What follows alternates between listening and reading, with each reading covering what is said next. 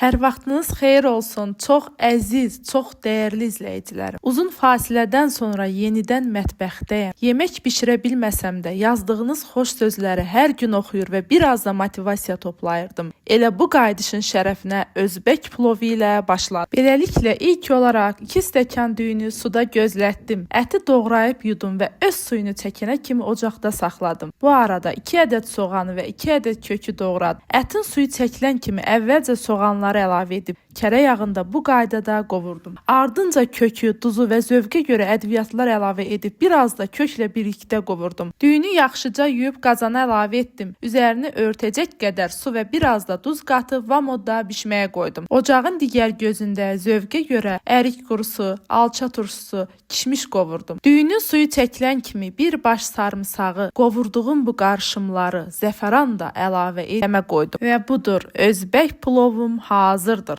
Evdə hazırlanmış turşu ilə nuş etdim. Çox əziz izləyicilərim, mən hər dəfə bişirdiklərimə zövqə görə əlavələr edirəm. Siz istəsəniz etməyə də bilərsiniz. Rəylərdə fikirlərinizi bölüşün, kanalıma abunə olun. Hələlik!